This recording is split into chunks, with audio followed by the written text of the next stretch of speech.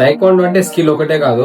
చాలా మంది ఏమనుకుంటారంటే taekwondo practice kicks, punches, sparring ఇవి చేస్తే సరిపోతుంది అనుకుంటారు. ఫిజికల్ ఫిట్నెస్, జిమ్ అవసరం లేదనుకుంటారు.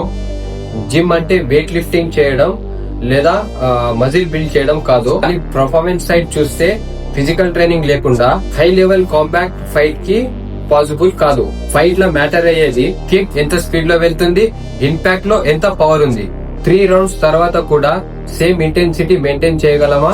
ఇంజురీ లేకుండా బాడీ ఫైట్ హ్యాండిల్ చేయగలదా? స్కిల్ టెక్నిక్ నేర్పిస్తుంది, ఫైట్ ని హ్యాండిల్ చేసేది మాత్రం బాడీ. టైక్వాండో అథ్లీట్స్ జిమ్ లో ఏ వర్కౌట్స్ చేయాలంటే బయోమెట్రిక్ ట్రైనింగ్, ఎక్స్ప్లోజివ్ మూవ్మెంట్ కోసం kick, speed, jump, reaction time improve అవుతాయి. Strength and power training, leg strength, core stability పెరుగుతుంది. పవర్ లేకపోతే కిక్ ఎఫెక్టివ్ కాదు.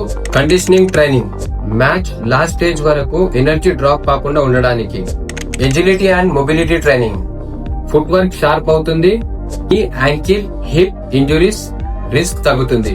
ఫంక్షనల్ ట్రైనింగ్, టైక్వాండో మూవ్మెంట్స్ కి బాడీ అడాప్ట్ అవుతుంది. రియల్ మ్యాచ్ డిమాండ్స్ కి prepare అవుతుంది. Gym training taekwondo practice ని replace చేయదు. కరెక్ట్ వేలో చేస్తే long performance, injury free training కి హెల్ప్ అవుతుంది. ఒకవేళ కిడ్స్, బిగినర్, మిడిల్ స్టేజ్ వాళ్ళకైతే బాడీ వెయిట్ ట్రైనింగ్ సరిపోతుంది. స్కిల్ ఎంత ఇంపార్టెంట్ అయితే బాడీ ప్రిపరేషన్ కూడా అంతే ఇంపార్టెంట్.